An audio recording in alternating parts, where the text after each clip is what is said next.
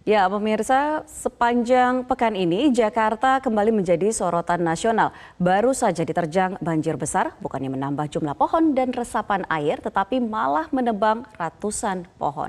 Lebih jauh dari itu, apakah ini sesuai dengan regulasi dan prosedur yang ada? Kita akan simak data dan faktanya dalam segmen Fact Check bersama Dade Salampesi. Silakan, Dade. Ya, Ami dan pemirsa, proyek Permak Monas ini sebenarnya sudah dimulai sejak November 2019 saat terjadinya penandatanganan kerjasama Pemprov DKI Jakarta, tepatnya Dinas Cipta Karya, Pertahanan atau Pertanahan dan Tata Ruang dengan PT Bahana Prima Nusantara. Namun menjadi perhatian sejak akhir pekan lalu saat ratusan pohon di pusat kota, pemirsa, di Monas ditebang, dipangkas. Berapa jumlahnya pun banyak versi. Ada pejabat DKI yang bilang 190 pohon, tapi ada juga yang menyebut 205 pohon. Kita lihat data dan faktanya, pemirsa. Kita lihat dulu anggarannya dulu. Ini adalah anggaran untuk revitalisasi Monas dari APBD 2019, totalnya 114,47 miliar rupiah. Ini untuk seluruh Monas. Sementara untuk di sisi selatan saja, termasuk proyek penebangan pohon ini, anggarannya mencapai 71,3 miliar rupiah. Ini sekitar 65% dari total anggaran yang ada. Namun saya lihat informasinya dari lpse.jakarta.id, layanan pengadaan secara elektronik, hasil negosiasi dengan pihak ketiga PT Bahana tadi ternyata 64,4 miliar saja, pemirsa. Artinya di sini ada selisih 6,9 miliar rupiah. Kita lihat informasi grafis berikutnya. Jadi pemirsa, revitalisasi Monas ini menggunakan uang DKI Jakarta atau APBD DKI Jakarta tahun lalu, tahun 2019. Dan seharusnya pada awal proyek ini dicanangkan harusnya selesai pada Desember bulan lalu 2019. Namun karena molor ditargetkan ulang selesai pada tahun 2022. 3 tahun pengerjaan proyek ini, pemirsa. Kenapa harus koordinasi dengan pemerintah pusat? Di sini DPRD menyebut harus ada koordinasi dengan pemerintah pusat karena ternyata bukan kewenangan dari pemerintahan DKI Jakarta untuk melakukan proyek ini. DPRD DKI Jakarta juga mengancam kalau tidak ada koordinasi dengan pemerintah pusat, maka kelanjutan proyek ini untuk tahun depan, tahun 2021 akan ditiadakan. Pertanyaan tadi, kenapa harus berkoordinasi dengan pemerintah pusat, akan saya jelaskan lagi. Tapi sebelumnya pemirsa, kita lihat informasi grafis berikutnya.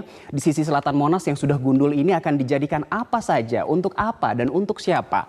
Jadi menurut rencana kerja Pemprov DKI Jakarta setidaknya ada 3 peruntukan. Sisi selatan Monas ini yang pertama untuk plaza terbuka, digunakan untuk upacara bendera PNS DKI Jakarta dan juga untuk kegiatan publik yang ternyata tidak dirinci untuk kegiatan publik apa saja.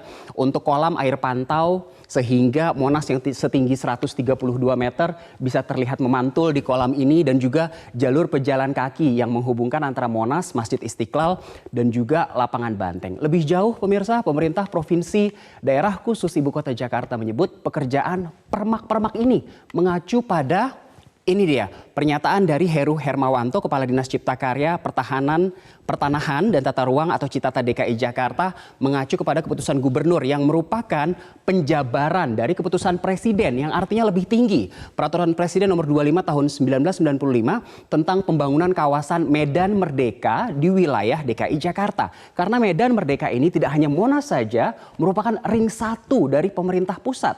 Selain itu, Heru juga berjanji akan menanam kembali atau memindahkan pohon-pohon yang sudah ditebang ke lokasi lain ini, termasuk menanam pohon-pohon baru. Pertanyaannya, betulkah pohon-pohon ini bisa dipindahkan atau ditanam lagi? Ingat juga para petinggi DKI Jakarta, ada aturan yang menyebut 1 pohon yang ditebang maka harus diganti dengan 10 pohon. Peraturan daerah nomor 11 tahun 2020. Aturan ini sangat bervariasi jumlah detail penggantian pohonnya.